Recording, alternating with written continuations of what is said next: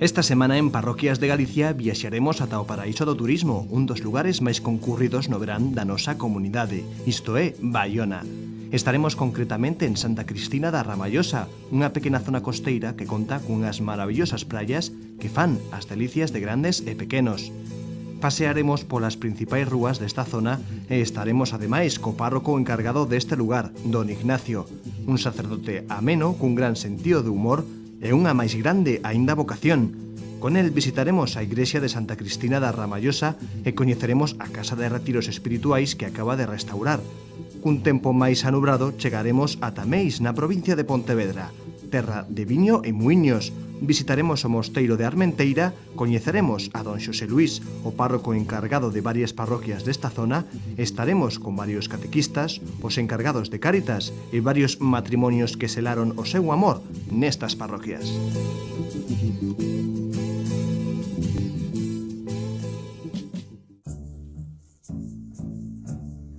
As Rías Baixas son un referente turístico grazas á súa natureza e á beleza das súas paisaxes e as praias que compoñen esta zona rica en auga.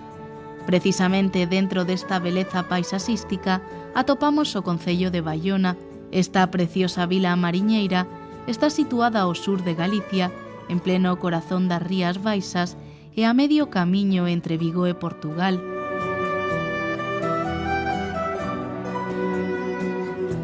A historia deste concello sempre estivo e estará ligada ao descubrimento de América.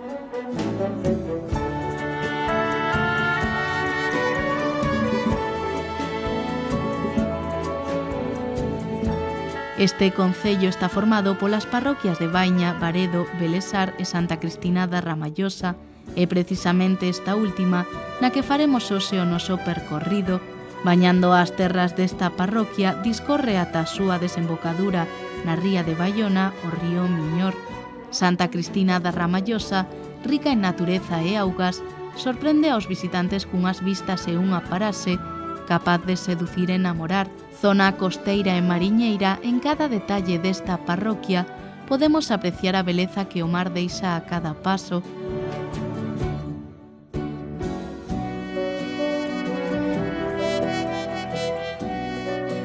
A igrexa de Santa Cristina da Ramallosa é a nosa seguinte parada, localizada en Sabarís, un lugar da parroquia de Santa Cristina, no concello pontevedrés de Baiona, que conta con case 400 habitantes. Este templo eclesiástico conta cunha construcción moderna no que se distingue un alto campanario. Ademais, se conserva un pórtico que perteneceu a unha antiga capela romana. Comezou a súa edificación en 1917 e foi aberta por primeira vez aos fegreses en 1920.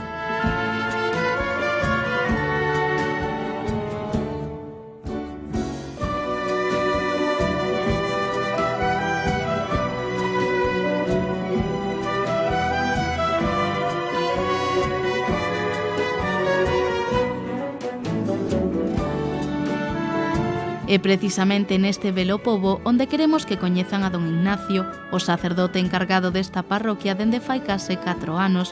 Don Ignacio está encantado coa labor que desempeña neste templo. Leva pouco, pero dende que chegou cambiaron e melloraron moitas cousas. Bueno, yo soy un párroco ya bastante mayor, a punto de cumplir 76 años, que fui párroco en Fátima de Vigo durante muchos años, hasta que llegó un momento en que pensé, bueno, aquí me parece que ya todo lo que tenía que hacer ya lo he hecho y ahora pues voy a buscar una cosa más pequeña.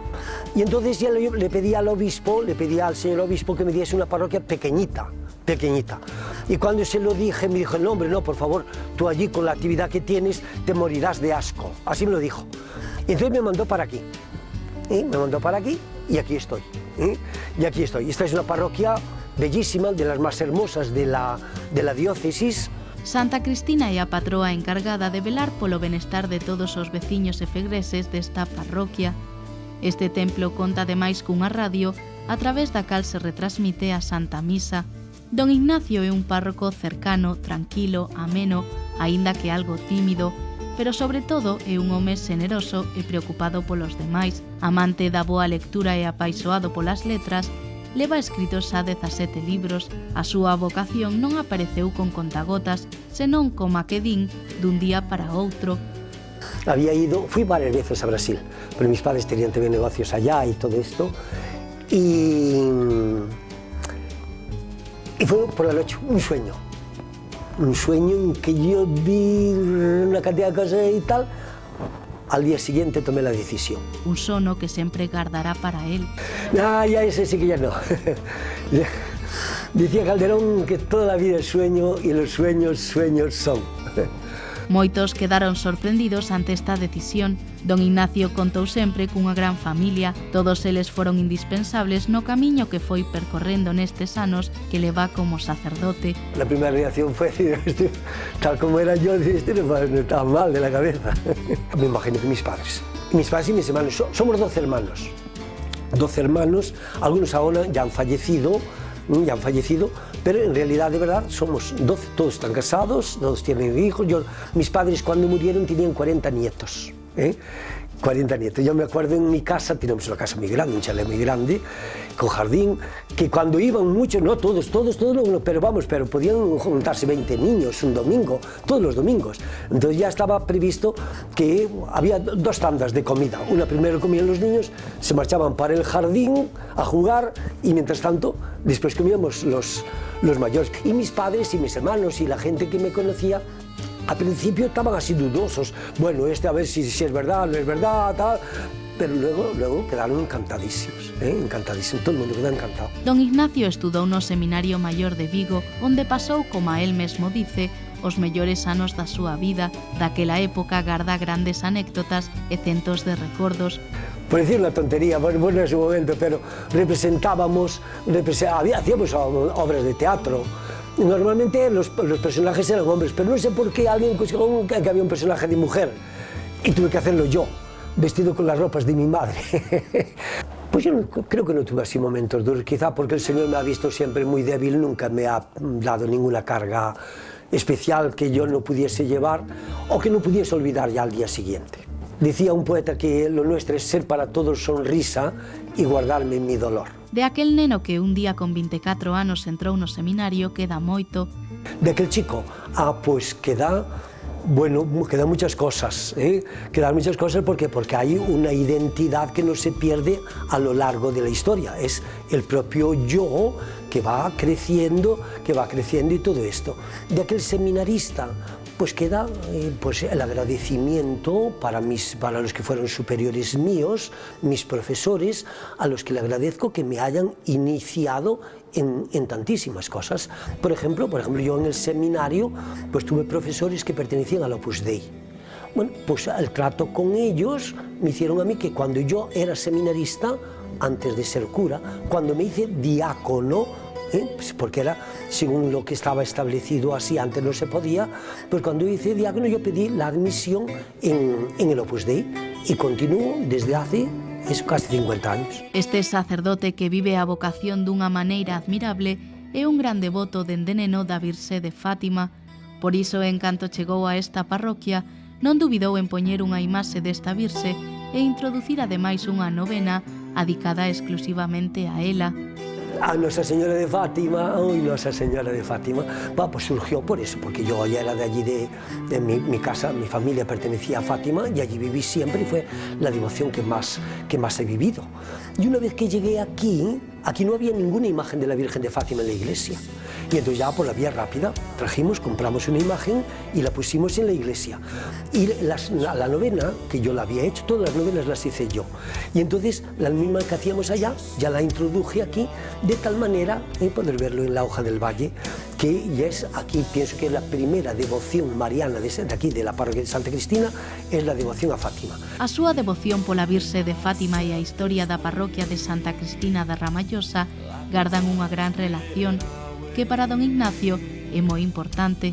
Un poquito porque quiero escribir la historia de la parroquia, pues me enteré de que el mismo 13 de mayo de 1917, primera aparición de la Santísima Virgen allí en Cova da Iria, la primerísima de todas, a los tres pequeños, pues aquí estaba el obispo Eijo Igaray, don Leopoldo Eijo Igaray, estaba bendiciendo la primera piedra que viene ahí en la hoja del valle. Claro, es una coincidencia que a mí me dio una gran alegría. Digo, concho, pues digo, tenía que venir yo aquí para eso, poner en marcha la devoción mariana de Fátima en esta parroquia. O movemento de vida ascendente ten unha importancia significativa nesta parroquia.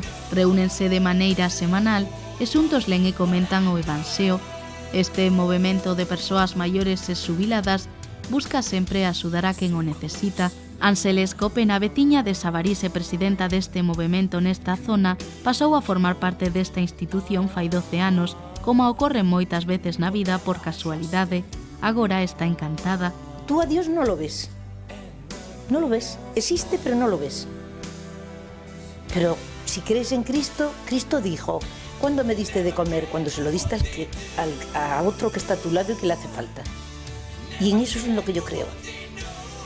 Ángeles asegura que o que vida ascendente lle aporta é moito máis incluso do que ella podería chegar a imaginar. El que quiere hablar, habla y explica lo que quiera, sea de su vida, sea del Evangelio, lo que a él le dice aquellas cosas, que lo dice muy claro, no hace falta muchas explicaciones.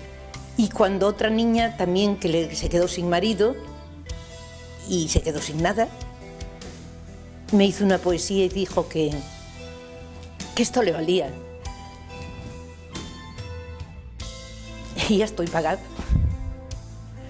Don Ignacio, preocupado sempre polos fegreses e pola igrexa, converteu parte do Pazo de Sabarís, un edificio de estilo militar que fai ás veces de casa reitoral, nunha casa de retiros espirituais. En menos de un mes, como se de unha reforma express se tratase, esta parte da casa que estaba prácticamente en ruínas pasou a ser un agradable espazo destinado a cursos de retiro espiritual, onde os xóvenes poderán encontrar a comodidade e a armonía para poder ter centos de momentos de oración. Nos encontramos una casa que llevaba deshabitada muchísimos años, entonces pues la mayor parte del presupuesto lo tuvimos que dedicar pues a pintura, a reacondicionar puertas, ventanas, y después fue muy divertido porque pues muchos feligreses colaboraron, unos donaron unas telas, otros unas cortinas, otros un sofá cama, y con ese remix pues fuimos colocando. A esta casa de retiros se lle incorporou unha pequena e fermosa capela presidida por unha imaxe de don Xosé María Escrivá de Balaguer e un impresionante cadro que imita o pintado por Leonardo da Vinci en 1474 e que responde ao nome da Anunciación. O pintor Cangues Chisco, gran devoto da Virxe e experto en arte expresionista, deixou ao lado o seu estilo para centrarse nunha das obras clave da pintura renacentista. E fíxose humildemente así unha pequena copia do cuadro, dándolle á capela pois un pouco de colorido e profundidade para que non sea tan sobrio, e como sabemos que a xente que vai vir aquí é un poquinho sobe, o máis complicado dentro do retrato son as mans e non é o retrato. O retrato, para min, xa digo, non teño que decir humildemente que isto é, por exemplo, facer a cara da Virxe non se fai un día, nin dous, nin tres.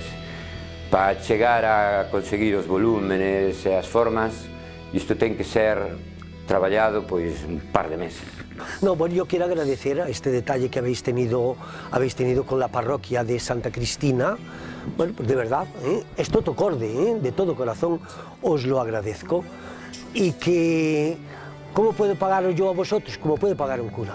Pues garantizado que os encomendaré a vosotros los dos y a los que trabajáis en esta televisión, os encomendaré en la Santa Misa, Y a todos los que pueden estar viendo este programa, pues que recuerden, la parroquia, son dos palabras griegas, parroquia, paroikia, para y oikia. Oikia significa hogar en griego, y para como una continuación. ¿Qué es una parroquia? Una parroquia etimológicamente es como un hogar dentro de los hogares, como una continuación de los hogares. Pues así está llamada a ser la parroquia de Sabarís, como cualquier otra parroquia.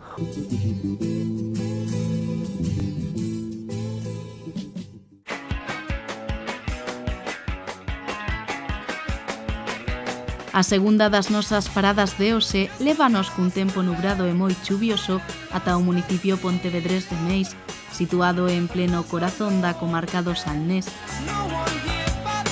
Este municipio mostra a beleza e a grandeza das zonas rurais, o encanto das paraxes en Sebres, que son ademais o mellor exemplo da beleza de Galicia, beleza que queda patente en cada pegada e en cada recuncho deste fermoso pobo que amosa aos ollos dos visitantes un lugar inesquecible. O Mosteiro da Armenteira, referente turístico e eclesiástico desta zona, é o mellor expoñente do románico galego, aínda que o paso dos séculos deixou na súa estrutura pegadas de diferentes estilos arquitectónicos. Este municipio, impregnado de natureza e auga, ofrece a tranquilidade e o relax típico das zonas rurais, tranquilidade na que reside o verdadeiro encanto. É precisamente nesta zona onde queremos que coñezan ao párroco que hoxe nos acompañará, don Xosé Luís, párroco cercano, ameno, entregado aos demais e sobre todo atento sempre ás necesidades dos seus fegreses. Don Xosé Luís chegou a esta zona hai 15 anos, ten 4 parroquias ao seu cargo e confesa que está encantado con todas elas. San Andrés de Barrantes é o primeiro dos templos eclesiásticos que visitamos hoxe.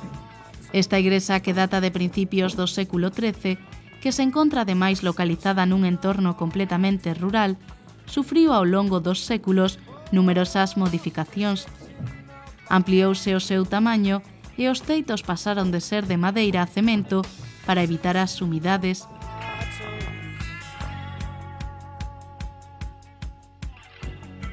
Hola, buenas noches.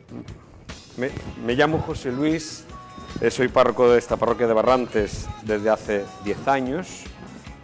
Y nada, hoy estáis aquí porque queréis conocer esta iglesia parroquial, que os la presento así muy brevemente. Es una iglesia románica del siglo XII. Esta iglesia parroquial, que os la presento así muy brevemente, es una iglesia románica del siglo XII. Esta iglesia parroquial, que os la presento así muy brevemente, es una iglesia románica del siglo XII. Esta iglesia parroquial, que os la presento así muy brevemente, es una iglesia románica del siglo XII. Esta iglesia parroquial, que os la presento así muy brevemente, es una iglesia románica del siglo XII. Esta iglesia parroquial, que os la presento así muy brevemente, es una iglesia románica del siglo XII. Esta iglesia parroquial, que os la presento así muy brevemente, es una iglesia románica.